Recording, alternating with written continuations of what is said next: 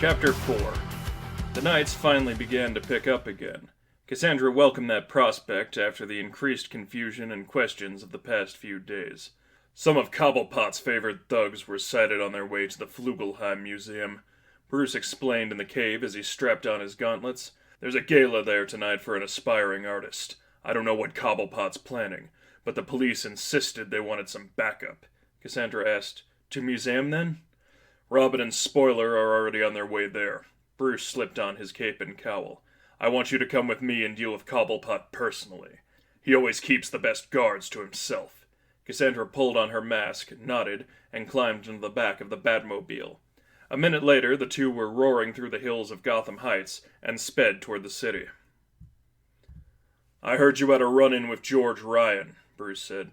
Did you know he was a friend of Tim's family? The Drakes? Yes. Oversaw his parents' wedding, Jack's second one, Tim's baptism, everything. He mentioned it a few times when we've driven by the church. Cassandra considered asking a question, but Batman's hand was to his ear. He muttered to Robin and Spoiler, keeping focus over there. Yeah, Cassandra heard Tim over the radio built into her uniform. I definitely do recognize a few of these guys, too. If anything happens, we'll be the first to know. Are you guys headed for the Iceberg Lounge, then? You don't think that's too obvious? No. Cobblepot will want to be where he knows he's safe.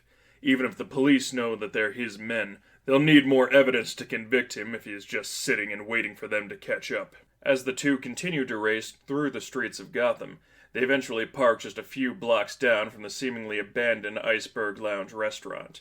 Batman and Batgirl were both quick getting out and grappled to the rooftops for a better look at Penguin's defenses. He was the first to mutter a confused, "What's all this about?" Batgirl turned to him as he pointed downwards toward the gun-wielding guards just in front of the door. "Yes?" she asked. "The guards?" "No," Batman said. "Look to your right." Batgirl scanned the area as he instructed. She double-took when she recognized 3 bloody corpses strewn about, riddled with bullet wounds, shotgun shells from the looks of them. She looked back toward the guards at the front to confirm their weapons. Definitely shotguns. "Notice anything else?" Batman said. "They're dressed the exact same way." It was true, Cassandra realized. The dead men and the ones posted at the door wore identical pinstripe suits, all of their hair buzzed down and out of the way. It was clear. The guards at the door killed the other members of their staff. But why? Batgirl said, as much to herself as to Batman. "I don't know, but those two are in for a rude awakening." Batman reached into his belt and produced a small pellet. "Follow my lead."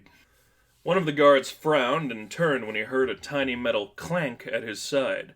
Then the two men were engulfed in a dense cloud of smoke from the pellet Batman tossed. A few shotgun blasts and coughing fits went up into the air, but nothing made contact with the 2 stalkers of the night, who glided downwards and dispatched the 2 with quick kicks to the face. Batman reopened his contact with Robin as they approached the door. "How are things looking on your end?" "I was going to call you a second ago." Robin sounded frantic. The sounds of a few gun blasts blared in the background. "The artist guy, Vignaroli? He's okay. Spoiler has him. But, I don't know how to say this. Penguin's goons are killing each other. Your side too?" Batgirl asked as the 2 walked into the lounge.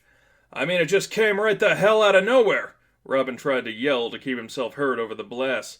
"I gotta deal with them, but something weird is going on here. Really weird." Batman and Batgirl looked forward as they stepped into the icy-colored building. The smallest twitches came from Batman as he looked on. 9 of the men in tailored suits were spread across the room. Blood dripped from their chests and mouth. Only one gave the slightest inclination that he was still breathing. Tables and chairs were tossed aside. Shattered glass covered the floor. Destruction surrounded them. In the restaurant's center stood 4 men of varying sizes and heights. 2 gripped machine guns, 1 held a set of brass knuckles, and a 4th clutched a pair of knives. "You'd best see yourself out, Bat!" The one with the knives took a battle stance. "We're only here for Cobblepot. At least tonight we are." One of the machine gun wielders chimed in. "We ain't afraid of you. The Iceberg Lounge is under new management." "Really? And who would that be?" Batman ran his eyes over all of them. Batgirl recognized his expression as the one he wore when he toyed with his opponents. "He's not ready to make his grand entrance yet. But hey, Maybe he'll be more apt to when he knows the streets are a little cleaner."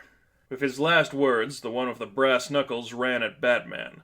Though the two were of similar height, Batman had no difficulty dodging to the side and kicked him square in the stomach, followed by a swift punch to the nose that knocked his attacker off his feet. It was then the assailants cut loose.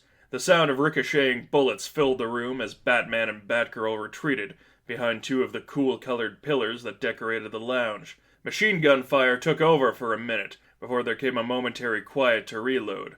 The Dark Knights took their moment and jumped out from their hiding places. Batman delivered a punch square to the jaw of one of them, as Batgirl rushed forward and bent the other's arm. He was forced to relinquish his hold on the gun, which she knocked him to the ground with a leg sweep. Batgirl was about to go to work on the arm when the man with the knife made his way over. She briefly released her first captive to catch the twin blades as they came down at her. Again she broke her opponent's grip, grabbed him behind his head, and smashed his face into a knee. The blow knocked him backwards, with blood rushing from his nose. With a quick curve and a stomp, Batgirl rendered the gunman's arm useless as he shrieked in pain. Quietly, she assured him, "You'll recover." She then jumped back toward the knife-wielding assailant and delivered a decisive blow to his head, knocking him unconscious. Batgirl turned to see Batman deliver a finishing blow to both of his opponents, smashing their heads together and tossing them aside. So as not to keep him waiting, Batgirl rushed to grab a chair and prop the bloodied man up to ensure he wouldn't choke on the flowing red. With an approving nod, Batman led her down through the lounge, where he knew Cobblepot's private suite would be. Hand the communicator in his ear, Batman asked, "Robin, spoiler, what's going on down there? Is everything secure?" "Yeah, looks like we're in the clear here. I still don't have any idea what was happening, though." "Well, let's see if Cobblepot has some answers." Batman gestured Batgirl toward a pair of oak doors marked Manager's Suite, Do Not Disturb. A keypad was connected to the doors, which Batman made his way through. "Double-check these before we lift." He punched in the code 2473 and waited for confirmation. To his irritation, he was denied access. Damn. Must have switched them before we came in. To both his and Cassandra's surprise, there came a metallic turning sound, the unlocking of the mechanism. Giving it a moment or two, Batman proceeded to the oak doors and delivered a swift kick, forcing them open. "Always have to make an entrance, don't you, bats?" A small, Cockney-voiced man cackled as the two made their way in. "I even unlocked the bloody thing for you!" "What's this all about, Cobblepot?" Batman said. "What are you trying to do to Vignaroli? And why were your men shooting one another?" "Like to get right to the point, don't you?" Cobblepot stood around 4'10" and grossly overweight. His face seemed scrunched at all times and clashed strongly with his oversized nose. With a large cigar wrapped around his sausage-like fingers, he took a long drag before he said, "I didn't have anything to do with it." Batman made his way over to the seated villain. The difference in their sizes was even more impressive as he looked down in his eyes. "Don't you?" "No, I don't," the Penguin sneered. "If I wanted a few pieces of that snot-nosed Vignaroli's art, I'd have gotten it fair. Now a few of my boys, Jimmy Wockett, Evan Drum, Alden Lott, all said they were handling some pickup duty for the lounge tonight. I'm sitting here enjoying a fine smoke when Ariason looks over at me and says, 'We don't work for you no more.' I shot him in the gut with me umbrella, not gonna deny it, but the bastard had a gun in his hand. And then they all started killing each other. Simple as that, Bats." "So you really had nothing to do with any of this?" Batman didn't seem as if he trusted a word he'd been told. "Piss off! I got security cameras all over the place if you want to confirm it," Cobblepot said. "You've been here enough. You know where it is." Batman gave him a last intense stare before leading Batgirl away. They would find that footage, but between the bodies and Cobblepot hiding, there wasn't much room for doubt. The real question was, what brought those men to turn on each other?